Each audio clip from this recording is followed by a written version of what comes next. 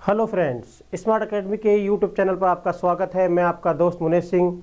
जैसा कि हमने पिछले वीडियो में फॉलोइंग डायरेक्शन टेस्ट के बहुत ही महत्वपूर्ण टॉपिक है जिसका नाम था टेबल टेस्ट यानी अल्फ़ाबेटिक टेबल टेस्ट, उसको किया था। आज हम टेबल टेस्ट के ही दूसरे जिसका नाम है न्यूमेरिक टेबल टेस्ट, ठीक है, नंबर टेबल टेस्ट बोलते हैं जिसको, उसको पढ़ने जा रहे हैं और उसके मुख्य मुख्य बिंदुओं पर फिर अध्ययन करेंगे, देखेंगे। ठीक है, चलो ये हमने खोल लिया है न्यूमेरिक टेबल टेस्ट। इसके अंदर वही आपने जैसे पहले देखा था कि हमारे पास में दो इंपॉर्टेंट चीज थी। एक तो इंपॉर्टेंट चीज क्या थी?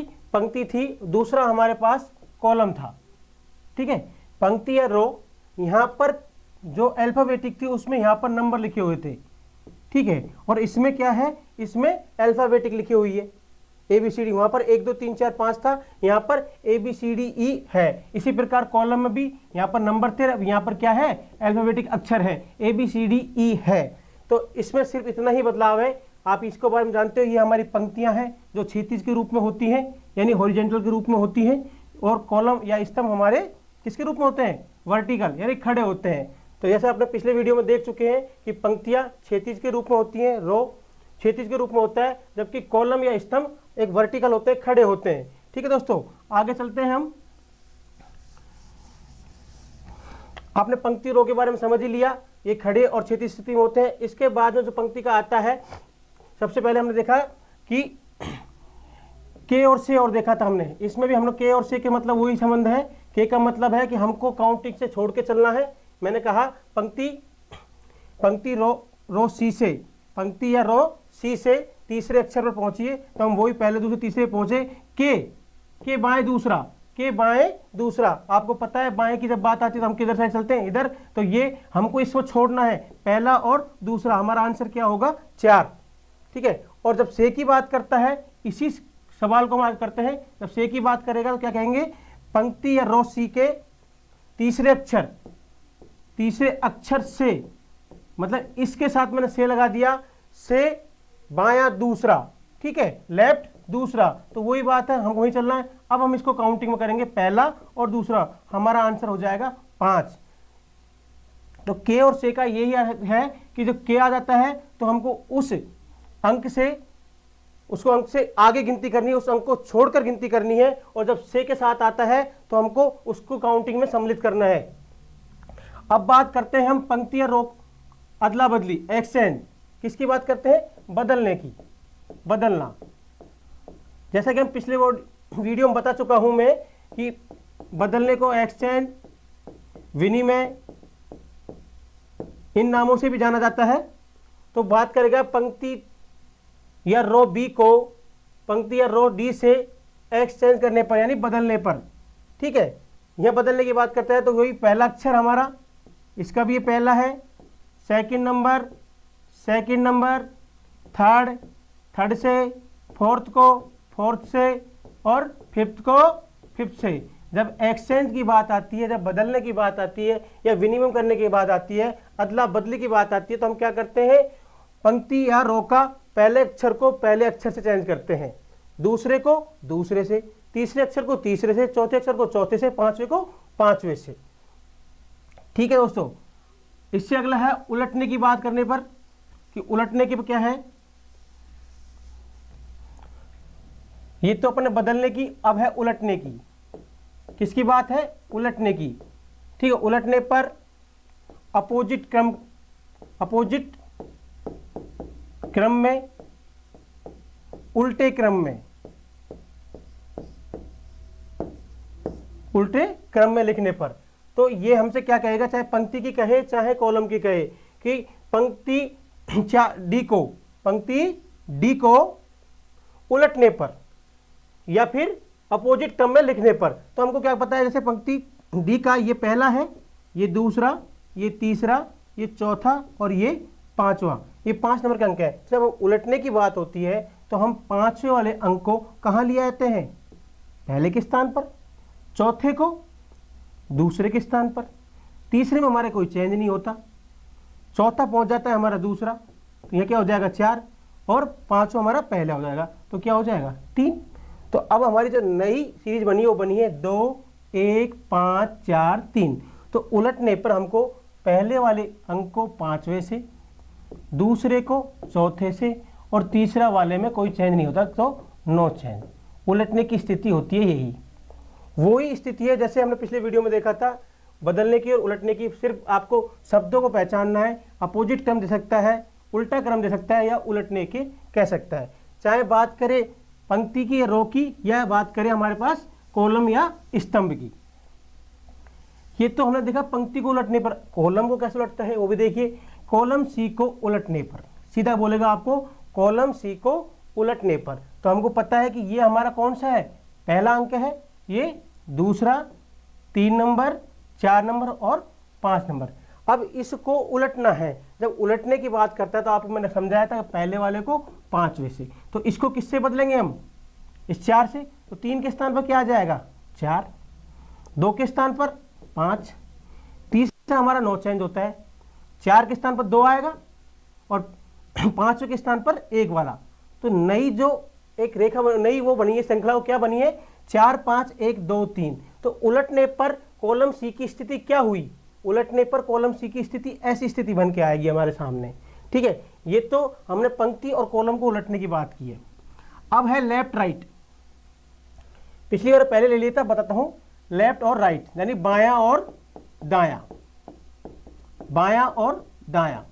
देखो जिस प्रकार इस पूरी तालिका का जो ये भाग है, ये बायां भाग है। कौन सा भाग है, बायां भाग। इसको हमको याद करने की जरूरत नहीं है, क्योंकि हमारा लेफ्ट साइड भी इसी साइड में है, हमारा बायां भाग भी इसी साइड में है। तो जिस साइड में हमारा बायां भाग है उसी साइड में इस तालिका का भी बायां भाग है, और जिस साइड में मेरा राइट हैंड है, ठीक है, तो वो कौन सा भाग है आपका, दायां भाग। तो ये कौन सी साइड हो गई आपकी तालिका की, राइट साइड यानी दायां भाग। ठीक है दोस्तों, तो हमको इसको याद करने की जरूरत नहीं है, सिर्फ ध्यान रखना है कि जिस साइड में हमारा बायां साइड है, बायां हाथ है, उस साइड में तालिका का बायां भाग है, और जिस साइड में हमारा दायां हाथ है यानी सीधा हाथ है, उस साइड में तालिका का दायां भाग है। तो बोलेगा पंक्ति सी में या रो सी में बाएं से। जब बाएं से बात करता है तो हमको यहां से स्टार्ट करना है। तो हमारा पहला अंक होगा ये, दूसरा ये, तीसरा ये, चौथा ये और 5वां ये। बोलेगा पंक्ति सी में या रो सी में बाएं से 5वें अंक पर पहुंचिए। तो हम यहां से चलेंगे, फिर 5वां अंक हमारा क्या होगा, ये होगा। ठीक है, यदि इसी वर्ड को बोलता है कि पंक्ति बी में, पंक्ति बी में या रो बी में दाएं से, कहां से, दाएं से अंतिम पर पहुंचे, तो दाएं से फिर हमको यहां से स्टार्ट करना। तो पहला हमारा कौन सा हो जाएगा, ये, चौथा ये और 5वां ये। हमारा आंसर क्या आएगा यहाँ। यदि बाएं से कहता है तो हम इस साइड से चलेंगे, और जब दाएं से कहता है तो हम इस साइड चलेंगे। और बायां दायां शब्द का यूज हमेशा पंक्ति के साथ ही होगा, कभी भी रो के कॉलम या स्तंभ के साथ नहीं होगा। रो और पंक्ति के साथ ही होगा, कॉलम के साथ स्तंभ के साथ नहीं होगा। ठीक है दोस्तों, तो रो और कॉलम और स्तंभ के साथ में क्या यूज होता है, ये देखो, कॉलम और स्तंभ के साथ में क्या यूज होता है। पंक्ति के साथ तो हमने क्या यूज किया, बायां दायां। रो के साथ हमने बायां दायां यूज किया। तो अब स्तंभ और कॉलम के साथ हम क्या यूज करेंगे, तो इन दोनों के नीचे, क्योंकि ये खड़ी स्थिति में रखे हुए हैं इसलिए इनके साथ क्या यूज किया जाएगा, ऊपर नीचे, अप या डाउन। ठीक है दोस्तों, तो बात करेगा कि कॉलम डी में ऊपर से चौथा कौन सा होगा। ये हमारा कॉलम डी है, ऊपर से की बात कर रहा है, तो यहां से चलेंगे हम ऊपर से। तो चौथा हम देखा, पहला, दूसरा, तीसरा और चौथा। तो आंसर क्या हो जाएगा, 1। यदि वो कहता है कि कॉलम 1 में, कॉलम ए में नीचे से 5वां अंक, नीचे से 5वां, तो फिर कहां से चलेंगे हम, नीचे से, यहां से। तो हम चले 1 2 3 4 और 5वां। तो हमारा आंसर क्या होगा, ये।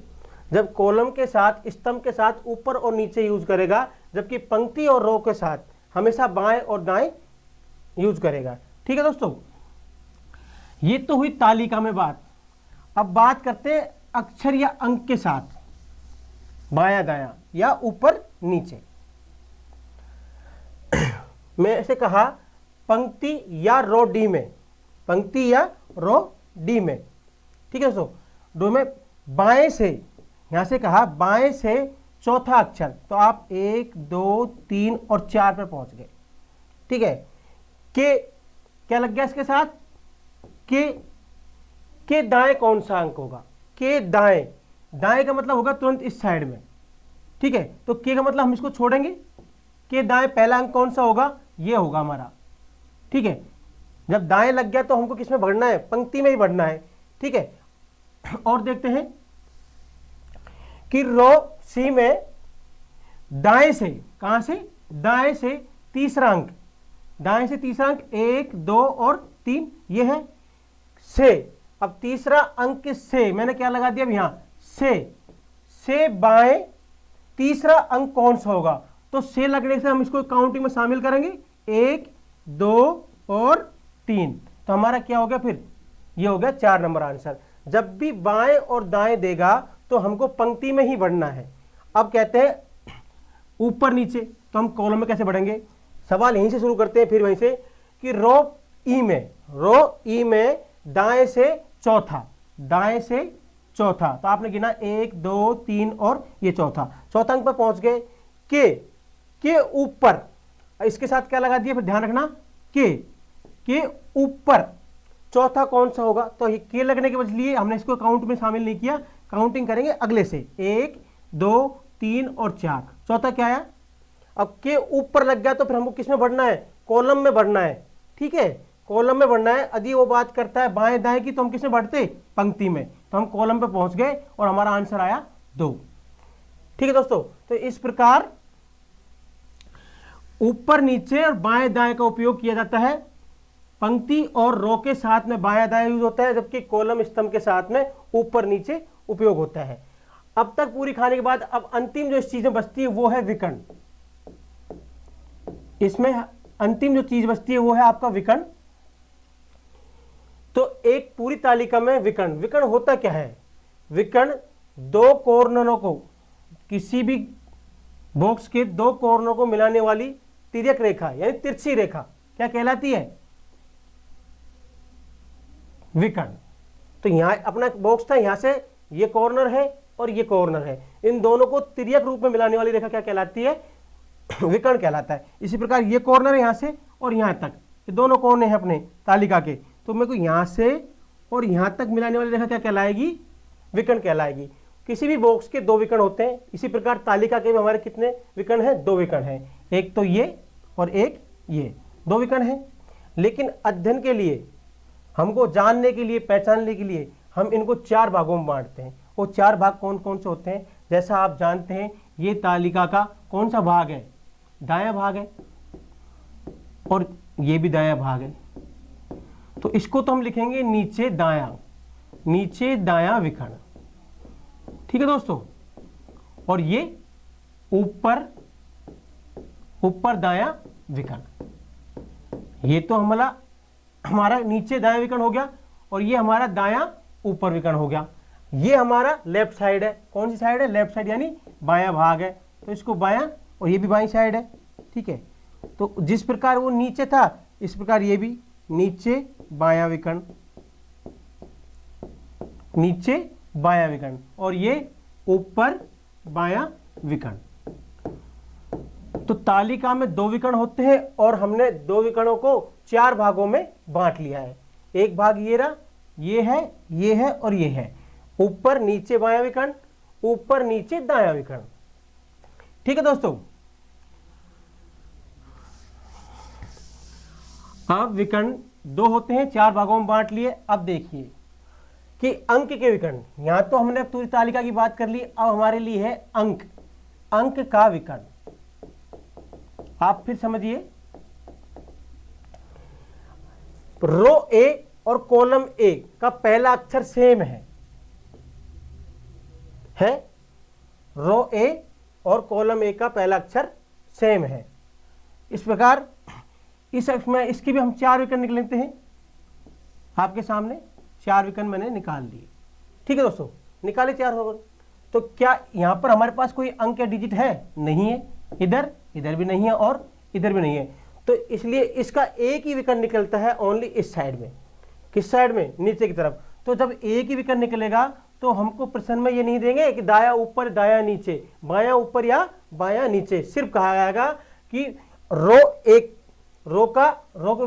एक के विकर्ण का अंतिम अक्षर। तो सीधा हमको कहाँ जाना है फिर यहाँ, क्योंकि इसमें और 3 साइड कहीं विकर्ण नहीं निकल रहे। या फिर कॉलम 1 के विकर्ण का, तो भी यही निकलता है, जितने भी कॉर्नर पर अंक हैं, जितने भी कॉर्नर पर अंक हैं उन सभी का केवल एक ही विकर्ण निकलता है। चाहे इसका देख लें अपन, यहां भी अपने 4 विकर्ण बना लिए, इस 3 साइड यहां कुछ नहीं है, नहीं है, यहां भी देखते हैं, यहां भी 3 साइड कुछ नहीं है और इधर भी नहीं है। ठीक है दोस्तों, तो जितने भी कॉर्नर, बिल्कुल कॉर्नर पर अंक है, उनका सिर्फ एक, ओनली एक विकर्ण निकलेगा। जब इनका एक निकलता है तो ऐसे कौन से अंक है जिनके 4 विकर्ण निकलेंगे, हमको ये भी देखना है। हमने देख लिया कि ये और ये 4 अंक ऐसे हैं जिनका केवल एक विकर्ण निकलता है। तो हम देखते हैं कि चारों ऐसे कौन से अंक हैं जिनके 4 विकर्ण निकलेंगे। ठीक है, तो वो अंक है मध्य का। देखिए मध्य के जितने भी अंक होंगे उन सभी के 4 विकर्ण निकलेंगे। आपने यहां से एक विकर्ण तो निकाल दिया ऐसे, और एक निकाल दिया हमने ऐसे, तो अक्षर एक का अंक 1 का 4 विकर्ण निकले। कौन कौन से निकले आपको पता ही है, दायां ऊपर, दायां नीचे, बायां नीचे और बायां ऊपर। तो जो मध्य का अक्षर था, पूरी तालिका के मध्य में जो अंक था उसके 4 विकर्ण निकले। इसी प्रकार जितने भी तालिका के मध्य में अंक हैं, इस तालिका में जितने भी मध्य में अंक हैं, वो 9 अंक हैं, उन सभी का 4 विकर्ण निकलेंगे। ठीक है दोस्तों, तो हमने अब देखिए तालिका में हमने कितने कवर कर लिए जिनके विकर्ण निकलते हैं। एक तो हमने ये कवर किए हैं, ठीक है, और एक इनके निकलेंगे 4। जिनके ऊपर ये लग रहा है ओनली, वो निशान तो सिर्फ एक विकर्ण निकलेगा, और जिन पर मैंने गोला काट रखा है उनके सभी के 4 विकर्ण निकलेंगे। अब हमारे पास बच गए हैं ये वाले जो बॉक्स में है, ये अंक बच गए हैं, तो इनके कितने कितने विकर्ण निकलेंगे भाई। हमने पूरी तालिका के सभी अंक पढ़ेंगे विकर्ण के लिए, तो इसके कितने अंक निकलते हैं, कितने विकर्ण निकलेंगे। तो देखिए जितने भी बॉक्स के अंदर अंक हैं, डिजिट हैं, जितने भी बॉक्स के अंदर है उन सभी के 2 विकर्ण निकलेंगे। आप देखिए मैंने निकालता हूं एक से, आप समझ जाएंगे। निकले 2, इस साइड ये है, इस साइड ये, तो ये कोई काम आया। तो बायां ऊपर और बायां नीचे विकर्ण यहां नहीं निकलेगा, सिर्फ दायां ऊपर और दायां नीचे निकलेगा। इसी प्रकार इसका और इसी प्रकार इसका, ये तीनों के सिर्फ एक साइड निकलेंगे। ये स्थिति इनकी बनेगी, ये स्थिति इनकी बनेगी और यही स्थिति इनकी बनेगी। तो देखिए कॉर्नर के 4 वालों के, जो कॉर्नर के 4 हैं उनका केवल एक, मध्य के जो 9 अंक हैं उनके 4 विकर्ण, और जो मिड में है, बीच में है, साइड में, बीच के साइड में ये वाले, इन सभी के 2 विकर्ण निकलेंगे, केवल 2 विकर्ण निकलेंगे। ठीक है दोस्तों, अब बात करते हैं, ये आप क्लियर हो गया होगा। अब बात करते हैं विकर्ण की अदला बदली, विकर्ण की अदला बदली, एक्सचेंज, विकर्ण की अदला बदली या एक्सचेंज।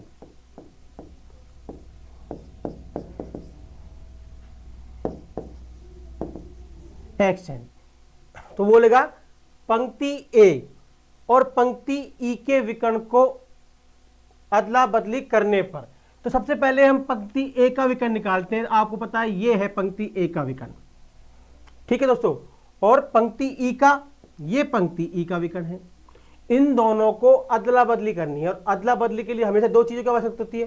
तो कैसे करेंगे, हमको पता है ये पंक्ति एक का पहला अक्षर है, ये दूसरा, ये तीसरा, चौथा और ये पांचवा। इसी प्रकार ये पहला, दूसरा, तीसरा, चौथा और ये पांचवा। तो हम कैसे बदलेंगे, फर्स्ट को फर्स्ट से, सेकंड को सेकंड से, थर्ड को थर्ड से, फोर्थ को फोर्थ से और फिफ्थ को फिफ्थ से। पहले को क्या करेंगे, एक के स्थान पर क्या आ जाएगा, यहां पर 2, और 2 के स्थान पर क्या आ जाएगा, 1। यहाँ 1 है, यहाँ 4 है, तो 4 तो पहुंच जाएगा ऊपर वाले में और 1 आ जाएगा नीचे वाले में। ये 3 3 है, दोनों में 1 दिख रहा है, तीसरे स्थान पर है तीनों, तो 1 ही रहेगा। यहाँ पर 3 है और यहाँ पर 1 है, 3 के स्थान पर 1 और 1 के स्थान पर 3। यहाँ 5 है और यहाँ 1 है, तो 1 यहाँ पहुंच जाएगा और 5 हो जाएगा यहाँ पर। तो इस प्रकार अदला बदली हो जाएगी। ये तो मैंने पंक्ति की। अब बोलता है कि रो 1 कॉलम 1 और कॉलम 5 के विकर्ण। कॉलम 1 का भी यही है, मैंने कहा था पंक्ति और कॉलम का 1 का विकर्ण सेम है, तो वो विकर्ण भी यही है। कॉलम 1 का विकर्ण ये है, लेकिन कॉलम ई का विकर्ण कहां से स्टार्ट हो रहा है? यहां से।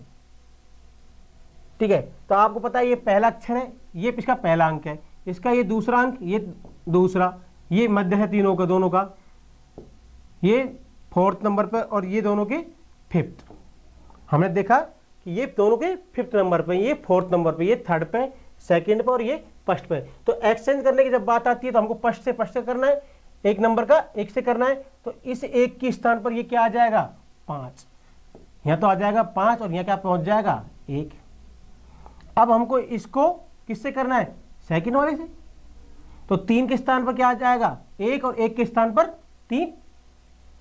फिर इन दोनों में नो चेंज, ये 1 ही रहेगा हमारा, इसको इससे करेंगे हम, तो 4 के स्थान पर 1 और 1 के स्थान पर 4।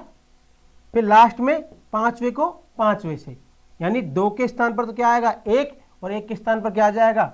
2। तो इस प्रकार एक्सचेंज होगा तालिका में विकर्ण का।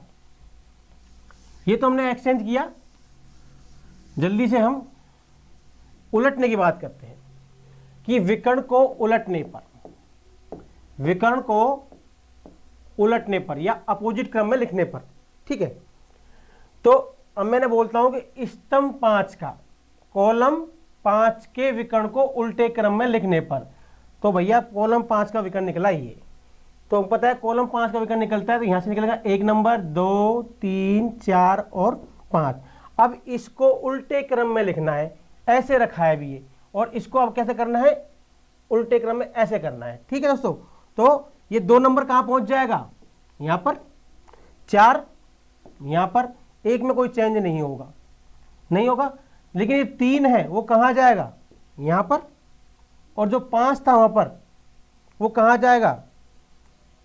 5 आएगा यहां पर। यानी पहला अक्षर क्या हो गया? अंतिम। दूसरा था वो हो गया 4था नंबर पे, तीसरा नो चेंज, चौथा वाला अक्षर था वो दूसरा हो गया, और अंतिम अक्षर क्या हो गया? 1 नंबर पर। तो ये उलटने की बात है। ये हमने विकर्ण को उलट दिया।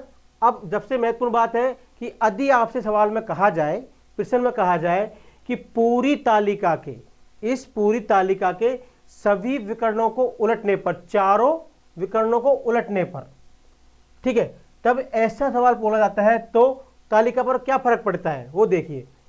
एक विकर्ण तो हमने स्टार्ट किए यहां से, उसकी डायरेक्शन ऐसे है क्योंकि ये हमारा 1st नंबर का है और ये अंतिम का। दूसरा हमने किया यहां से, 2 विकर्ण हो गए। एक विकर्ण स्टार्ट हो गए इस अंतिम अक्षर से। मैंने कहा था जितने भी कॉर्नर के हैं तो हम इसको डॉट डॉट में लेते हैं। किस में लेते हैं? डॉट डॉट में, आपको समझने के लिए। और यहां से निकाल दिया, इसकी डायरेक्शन ऐसे, और एक ऊपर से आएगा जो हम डॉट डॉट में ले लेते हैं। तो 4 विकर्ण निकल गए। अब इन सभी को उल्टे क्रम में लिखने पर देखो, सबसे पहले मैं इसको उल्टे क्रम में लिखता हूं। इस 1 के स्थान पर ये 1 आ जाएगा, इस 1 पर ये और ये, तो इस विकर्ण में तो हमको कोई फर्क नहीं पड़ा क्योंकि सवाल पांचों को पांचों अंक क्या है? समान है। पर लेकिन फिर मैं इसको पलटता हूं, फिर भी एक ही आएंगे। अब इस 2 को मैंने कहां ले गया? 5 के स्थान पर, 4 को 3 के स्थान पर, ये नो चेंज रहेगा। लेकिन फिर मैं इसको दोबारा पलटूंगा तो ये यहां पर 2 पहुंच गया था ना, तो 2 उलट के कहां जाएगा? यहीं आ जाएगा। तो जब सभी विकर्णों को उलटने की बात कहता है तो तालिका पर कोई प्रभाव नहीं पड़ता। जैसी तालिका होती है वैसी की वैसी ही रहेगी। लेकिन तालिका के सभी विकर्णों को बदलने की कही जाए तो फिर तालिका पर प्रभाव पड़ता है। वो देखिए, वो भी कैसे? सभी विकर्ण को बदलने की। अब वो बदलेगा कैसे? कि पंक्ति A का पंक्ति 5 से बदलेंगे सबसे पहले। तो हमने बदला इस 1 को किससे बदलेंगे? इस 2 से, इसको इससे, ये नो चेंज, इसको इससे और इसको इससे। सबसे पहले ये बदलेंगे हम। तो हमने देखा कि 1 के स्थान पर क्या पहुंच गया 2, और 2 के स्थान पर 1, यहाँ पर 4, यहाँ 1, यहाँ पर 1, यहाँ 3, यहाँ 1 और यहाँ 5। अब तो हमने ये बदल लिए, लेकिन अब हम किससे बदलेंगे? ये तो दोनों अपन ने पंक्ति के बदले हैं, पंक्ति 1 का पंक्ति 5 से। अब दूसरा विकर्ण बदलेंगे हम ऐसे, पंक्ति 1 का रो ऐसे कॉलम 5 से बदलेंगे, तो 2 के स्थान पर क्या पहुंच जाएगा? अब हमारे यहाँ 5 आ गया और यहाँ क्या पहुंच गया 2। तो बदला प्रभाव पड़ा, और फिर लास्ट में हम इनको बदलेंगे तो फिर प्रभाव पड़ जाएगा। तो बदलने पर हमेशा प्रभाव पड़ता है, जबकि उलटने पर तालिका में कोई प्रभाव नहीं पड़ेगा। अब हमने तालिका की सभी चीजें पढ़ ली हैं। इसके लिए अब एक प्रैक्टिस सेट का सॉल्यूशन करने जा रहे हैं, जिसमें आपके और भी जो डाउट होंगे वो सभी क्लियर हो जाएंगे। ठीक है दोस्तों, आप जितना से ज़्यादा इस तालिका को हल करोगे उतना ही आपको अच्छा रिजल्ट मिलेगा। हाँ दोस्तों, यदि मैंने कहीं भी कॉलम या स्तंभ को 1 2 3 4 या 5 के नाम से पुकारा है, तो वो आप 1 को ए समझें, 2 को बी, 3 को सी, 4 को डी और 5 को ई, क्योंकि आपको पता है नंबरिक और अल्फाबेटिक दोनों टेबल समान है, तो ऐसा भूलवश हो सकता है। ठीक है, तो आप इस गलती पर ज़्यादा ध्यान ना दें, क्योंकि 1 को मैंने बोला है तो वो ए है, 2 बोला है तो बी है, 3 बोला तो है सी है, 4 बोला तो डी है और 5 बोला है तो ई है। दोस्तों अब हम ये टेबल है, नंबरिक टेबल है, उसको हल करने जा रहे हैं, सोल्व करने जा रहे हैं। आपके जितने भी डाउट है उसमें क्लियर हो जाएंगे। तो देखते हैं क्वेश्चन नंबर 1 को। ऊपर बाएं कोने से आरंभ करते हुए, ऊपर बाएं कोने से, आपको पता है ये हमारा बायां कोना है और ऊपर कौन सा बायां कोना है? ये ऊपर बाएं कोने से आरंभ करते हुए कॉलम ई की ओर जाएं। तो आपको पता है कॉलम ई कहाँ है? ये रहा। तो हम यहां से स्टार्ट करते हैं, यहां से स्टार्ट करते हैं बाएं कोने से, कहां तक जाते हैं? कॉलम ई की ओर। हम पहुंच गए कॉलम ई पर। ठीक है सर, तो कॉलम ई की ओर जाएं, फिर नीचे की ओर रो ई तक जाएं। अब रो ई कहाँ है हमारी? रो ई ये है, तो इसमें हम नीचे तक आए, आ गए, रो ई में नीचे तक आ गए। नीचे तक आए, वह कौन सा अंक है जो केवल एक बार आया है? यहां से और यहां तक चलने में कौन सा अंक ऐसा है जो केवल एक बार आया है? देखो 1 2 3 4 5, और यहां से भी 1 2 3 4 5। तो हमने देखा ए 2 बार आया है, 2 2 बार आया है, 3 2 बार, 4 2 बार, तो 5 केवल एक ऐसा है जो एक बार आया। तो हमारा आंसर क्या होगा? 5। ठीक है दोस्तों, अब चलते हैं क्वेश्चन नंबर 2 की तरफ। पहली रो में, पहली जो रो है, पहली रो ये है हमारी, पहली रो में दाएं कॉलम सी तक, तो कॉलम सी तक पहली रो में हमको यहां तक आना है। ठीक है, सी तक, और फिर नीचे की ओर रो सी में, तो फिर यहां से चलना है और कहां तक? नीचे रो सी में यहां तक आना है। ठीक है दोस्तों, सी तक जाने पर वह कौन सा अंक है जो केवल एक बार आया है? यहां से और यहां तक चलने में ऐसा कौन सा अंक है जो एक बार आया? तो वही एक कितने बार? 2 बार है, 2 भी 2 बार है, 3 केवल कितनी बार है? एक बार। तो आंसर क्या होगा? 3। अब चलते हैं हम क्वेश्चन नंबर 3 की तरफ। क्वेश्चन नंबर 3 में यदि रो ए और बी को उलट दिया जाए, देखो उलटने क्वेश्चन आ गया, रो ए और बी को, किस किस की बात कर रहा है? इसको और इसको उलट देने पर, उल्टा दिया जाए तो कॉलम सी में 3m 1 के बीच का अंक क्या होगा? तो इनको हमको उलट के नहीं देखना है अभी, क्योंकि हम उल्टेंगे तो बहुत समय लगेगा। हम पहले चलते हैं कि कॉलम सी कहाँ है हमारा। कॉलम सी ये है, कॉलम सी में 3 और 1 के बीच, तो 3 तो यहीं पे है और 1 यहाँ है, पर यदि इनको पलटते हैं तो इनकी स्थिति बदलती है कि नहीं बदलती? हमको सिर्फ ये देखना है, क्योंकि इसकी और इसकी स्थिति बदलती है क्या? नहीं बदलती। ठीक है, तो कॉलम सी को तो बदलवा ही नहीं रहा, तो ये तो बदलेगा ही नहीं। इसको देखते हैं, पहले को चेंज किए 5 में से, दूसरे को, चौथे को, तीसरा नो चेंज, तो ये भी चेंज नहीं होगा। ठीक है, और ये भी, इन दोनों भी इसको देखते हैं कि मध्य में क्या आ रहा है हमारा? 2, और ये हमारा आंसर है, तो वही चेंज करते हैं, पहले को लास्ट वाले से, दूसरे को चौथे से, ये भी नो चेंज। तो ये चेंज कोई सा भी नहीं हुआ, तो 3 और 1 के बीच में क्या है? 2, तो आंसर क्या होगा? 2। क्वेश्चन नंबर 4 को देखिए, यदि कॉलम बी के सभी अंक उलट दिए जाएं, कॉलम, ये कॉलम बात कर रहे हैं, कॉलम बी के इस कॉलम के सभी अंक उलट दिए जाए तो रो बी में 5m2 के बीच का अंक क्या होगा। तो रो बी में, ये हमारी रो बी है, इसमें 5 और 2, देखो 5 तो यहां पर है और 2 यहां पर है, ठीक है। तो इन दोनों के बीच में अंक क्या आ रहा है, एक।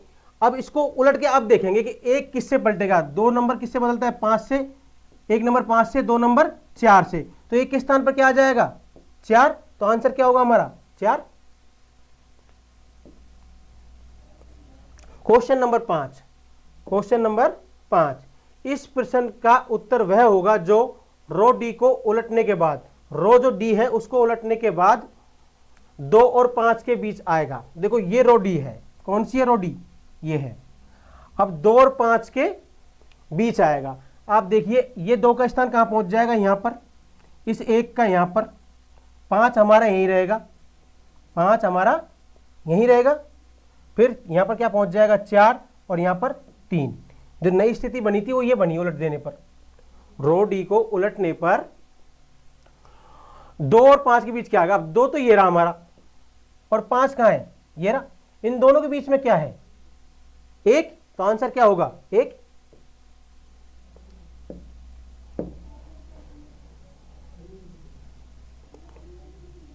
क्वेश्चन नंबर 6, ऐसा कौन सा अंक है जो रो ई के अंक 5 के सबसे ऊपर आता है। तो ऐसा कौन सा अंक है जो रो ई के 5, तो रो ई में 5 देखते हैं कहां है, ये रहा, रो ई के अंक 5 के सबसे ऊपर आएगा, सबसे ऊपर क्या है, 4। तो आंसर क्या होगा, 4, ठीक है। क्वेश्चन नंबर 7 को, रो बी के अंक, रो बी कहां है हमारी, ये रही, रो बी के अंक 3, किसकी बात कर रहा है, अंक 3। रो बी के अंक 3 के ऊपर वाले अंक, 3 के ऊपर वाला अंक क्या है, 4, ठीक है। कि बाईं ओर कौन सा अंक होगा, जब इसके बाईं ओर कौन सा है अंक है, 3। तो आंसर क्या है, 3। क्वेश्चन नंबर 8 को देखिए, रो डी में कहीं भी दाईं ओर आता है, रो जो डी है हमारी, रो डी है, इसमें रो डी में 4 कहीं भी दाईं ओर आता है। देखो ये 4 है, ये इसके दाईं ओर है क्या, नहीं, ये इसके क्या है, बाईं ओर है, इसके भी बाईं ओर है और इसके भी बाईं ओर है। केवल एक अंक ऐसा है जिसके ये दाईं ओर है, ठीक है, इसके दाईं ओर, 3 के ये दाईं ओर है, 5, 1 और 2 के ये बाईं ओर है। तो बोल रहे हैं रो डी में 4 कहीं भी दाईं ओर आता है, हाँ आता है, ठीक है। तो उत्तर रो का अंतिम अंक है, तो हमको उत्तर तुरंत यही देना, अंतिम अंक क्या है हमारा, 2। तो आंसर क्या है हमारा, 2। आगे बढ़ना ही नहीं है, जब हमारी शर्तें यही पूरी हो रही है तो हमको आगे नहीं बढ़ना। Question number 9, row A M C को उलट दिया जाए, रो ए को और रो सी को उलट दिया जाए तो रो बी के 3 के नीचे कौन सा होगा। जब ऐसी बात आती है तो हम कभी भी रो को पहले उलट के नहीं देखेंगे, हम पहले पहुंचते हैं किसके बारे में बात कर रहा है, रो बी में 3, तो रो बी में 3 चलते कहां है, ये रहा, इसके नीचे कौन सा अंक होगा, इसके नीचे कौन सा अंक है, हमको दिखा 2। जब उलटते हैं तो सी का कौन सा स्थान हो जाएगा, इस 2 के स्थान पर क्या आएगा, देखिए, तो इसके स्थान पर आ जाएगा 5, 3 की जगह क्या यहाँ हो जाएगा 3, यहां पर हो जाएगा 2, यहाँ 1 रहेगा, यहाँ 5 रहेगा और यहाँ क्या हो जाएगा 4। उलटने पर हमारी स्थिति ये बनेगी, तो 3 के नीचे क्या आया, 5। तो आंसर क्या होगा आपका, 5। क्वेश्चन नंबर 10, कौन सा ऐसा अंक है जो रो बी के 3 अंक के दाईं ओर आता है। तो रो बी में जो 3 है इसके दाईं ओर आता है, ऐसा कौन सा अंक है। तो हमारी रो बी कहां है, ये रही, इसमें 3 कहां है, ये रहा, हमने देख लिया। अब इसके ठीक दाईं ओर कौन सा है, मैंने आपको समझाया था, ये तो हमारा बाईं ओर है इस अंक का, और ये क्या है, दाईं ओर है, तो इसके ठीक दाईं ओर क्या है, 4। तो आंसर क्या होगा, 4। ठीक है दोस्तों, आशा करता हूं आपको सभी क्वेश्चन समझ में आए होंगे, कैसे हल करने हैं और कैसे नहीं करने, ये आपने देख लिया। ठीक है दोस्तों, हमारे चैनल को सब्सक्राइब करना ना भूलें, जिससे हम आपको अधिक से अधिक वीडियो प्रोवाइड करा सके, एएलपी साइको से सभी टॉपिकों के वीडियो आप तक पहुंच सकें। इसलिए चैनल को सब्सक्राइब करना ना भूलें और बेल आइकन को दबाना ना भूलें। कल का हमारा नेक्स्ट जो टॉपिक होगा वो होगा हाउस या building memory test. Memory test 5 तरह के होते हैं, जिसमें हम सबसे पहले हम लेते हैं हाउस मेमोरी को, बिल्डिंग मेमोरी को। ठीक है दोस्तों, तो धन्यवाद।